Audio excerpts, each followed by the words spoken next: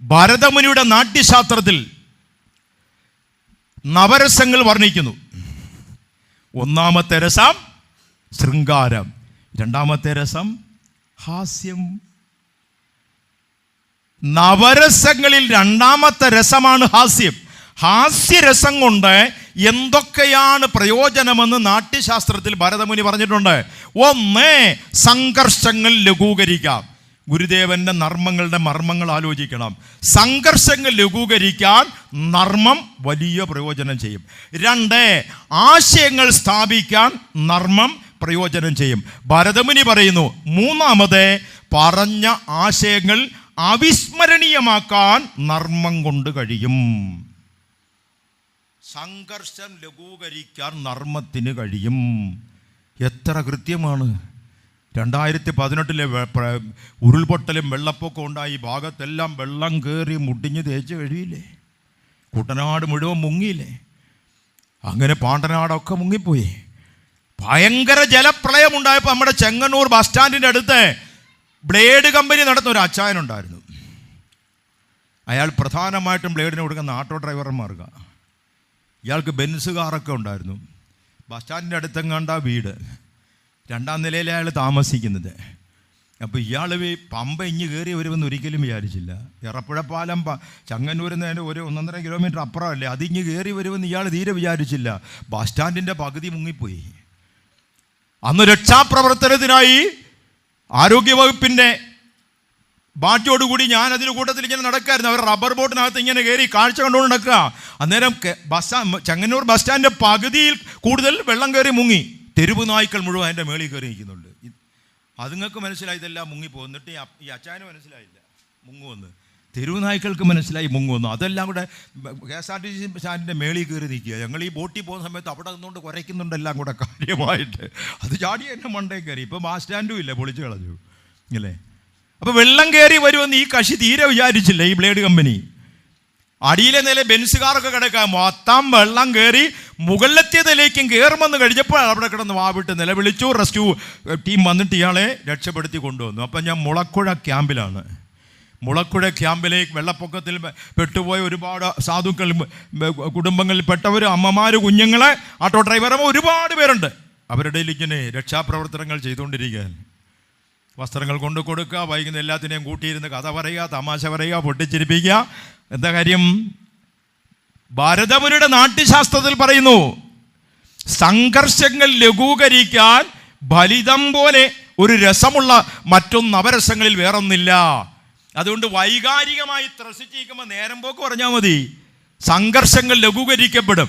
ഇവരോടിങ്ങനെ ഓരോ നേരം പോക്കൊക്കെ പറയും, ചിരിച്ച് വൈകുന്നേരം നാടൻ പാട്ടൊക്കെ പാടി തുള്ളിച്ചെല്ലാം മറപ്പിക്കാനുള്ള ശ്രമമാണ് എൻ്റെ.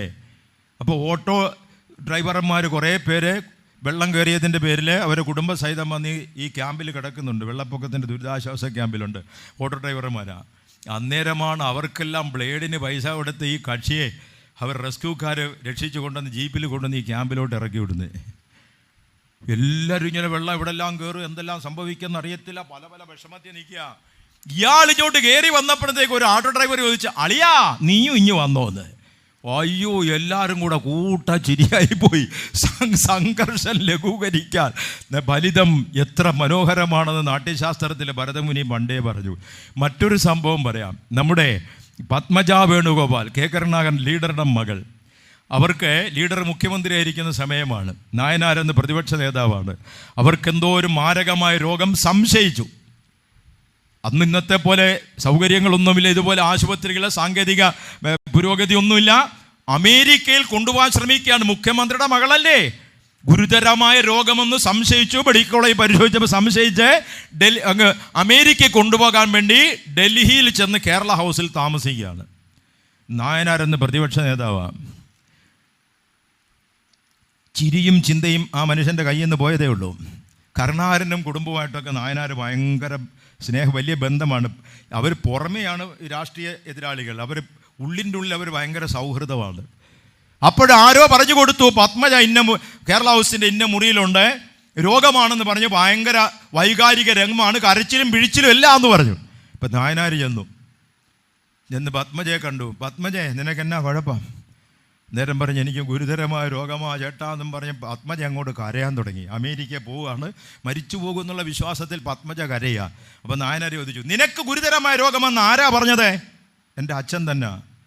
എടുത്ത വായിലെ നായനാർ ചോദിച്ചു, അങ്ങാര് എന്തെങ്കിലും സത്യം പറഞ്ഞിട്ടുണ്ടോ? കേക്കറാൻ എന്തെങ്കിലും സത്യം പറഞ്ഞിട്ടുണ്ടോ? എല്ലാവരും കൂടെ അങ്ങ് ചിരിച്ചു. പത്മജയുടെ കരച്ചിൽ മാറി, പത്മജയും ചിരിച്ചു. പിന്നെ അമേരിക്കയിൽ പോയി പരിശോധിച്ച് അവർക്കൊരു കുഴപ്പമില്ലായിരുന്നു. അതാണ് വൈകാരിക സംഘർഷങ്ങൾ അയക്കാൻ ഫലിതം വളരെ പ്രയോജനപ്പെടും. 1. 2, ആശയങ്ങൾ സ്ഥാപിക്കാൻ ഫലിതം പോലെ മറ്റൊരു രസമില്ല എന്ന് നാട്യശാസ്ത്രം. ഇതെല്ലാം ഗുരുദേവനിലേക്ക് കൊണ്ടുവരാൻ പോവുക. നാട്യശാസ്ത്രം വിശദീകരിച്ച ഫലിത പ്രയോഗത്തിൻ്റെ ഏറ്റവും വലിയ ഗുണം നമ്മെ പഠിപ്പിച്ചത് മഹാഗുരുവാണ്. അതിലേക്ക് കൊണ്ടുവരിക. 2ാമത്തെ ഗുണമാണ് ആശയങ്ങൾ പ്രതിഫലിപ്പിക്കാൻ ഫലിതം പോലെ മറ്റൊന്നില്ല. ഒരിക്കലേ APJ അന്തരിച്ച ദിവസം, APJ അനുസ്മരണത്തോടനുബന്ധിച്ച് നമ്മുടെ തിരുവനന്തപുരത്തെ ടെക്നോ പാർക്കിലെ ടെക്കികളെല്ലാം കൂടി ഒരു സമ്മേളനം കൂടി. അതിൽ ഉദ്ഘാടനം ചെയ്ത ഒരു സയൻറ്റിസ്റ്റാണ്. എനിക്കതിൽ മുഖ്യ പ്രഭാഷണമാണ്. പൊതുവേ കമ്പ്യൂട്ടറിൻ്റെ മുമ്പിലിരുന്ന് മൊരഞ്ഞു കുത്തിയിരിക്കുന്ന കക്ഷികളാണ്. ചിരിക്കാനേ അറിയത്തില്ല, ചിരിക്കാൻ മറന്നുപോയി, സർവ്വസമയവും യന്ത്രത്തിൽ നോക്കിയിരിക്കല്ലേ. അങ്ങനെ ഇരിക്കുക. എനിക്ക് മുമ്പേ പ്രസംഗിച്ച ശാസ്ത്രജ്ഞൻ ഉദ്ഘാടനം മുഴുവൻ ക്വാണ്ടം ഫിസിക്സും പറഞ്ഞുകൊണ്ടാണ്. അതും കൂടെ കേട്ടപ്പോഴേക്ക് അത് മതിയായി. അപ്പം ഞാൻ പ്രസംഗിക്കാൻ എഴുന്നേറ്റു. ഇപ്പോഴും അവർ പലപ്പോഴും എന്നെ ഫോണിൽ വിളിക്കുമ്പോഴും മെസ്സേജ് അയക്കുമ്പോഴും പറയുന്നൊരു കാര്യമാണ്, രാവിലെ മുതൽ ഈ യന്ത്രത്തിന് മുമ്പിൽ കുത്തിയിരുന്ന് ബോറടിച്ചിട്ട് ഉച്ച കഴിഞ്ഞുള്ള അനുസ്മരണ സമ്മേളനത്തിലും അതിനേക്കാൾ വലിയ ക്വാണ്ടം ഫിസിക്സ് കേട്ട് തകർന്നിരിക്കുമ്പോൾ ഞാൻ കയറിയിട്ട് പറഞ്ഞു, നിങ്ങൾ കമ്പ്യൂട്ടറിന് മുമ്പിൽ ജീവച്ഛവങ്ങളായി പോകരുത്. നിങ്ങളെ ടെക്കികളെന്ന് വിളിക്കുന്നത് നിങ്ങൾക്ക് പണി തരാൻ വേണ്ടിയാണ്. നിങ്ങളാരും ടെക്കികളല്ല, മനുഷ്യരാണ്. മനുഷ്യൻ്റെ മുഖത്ത് നോക്കി ചിരിക്കണം, യന്ത്രത്തിന് മുഖത്ത് നോക്കി ചിരിക്കാൻ പറ്റത്തില്ല. അതുകൊണ്ട് നിങ്ങൾ ചിരിക്കുന്നവരാകണം. ഒരേ ചിന്ത ഏതു സമയവും എങ്ങനെയെല്ലാം പ്രോഗ്രാം ചെയ്യാം, എങ്ങനെയെല്ലാം വർക്ക് അറ്റ് ഹോം ചെയ്യാം, എങ്ങനെയെല്ലാം പൈസ ഉണ്ടാക്കാം, എങ്ങനെയെല്ലാം ശമ്പളം കൂട്ടാം, അങ്ങനെ ചിന്തിച്ചുകൊണ്ടിരിക്കാതെ ഇടയ്ക്കിടയ്ക്ക് വാതായനങ്ങളൊന്ന് തുറന്നിടണം.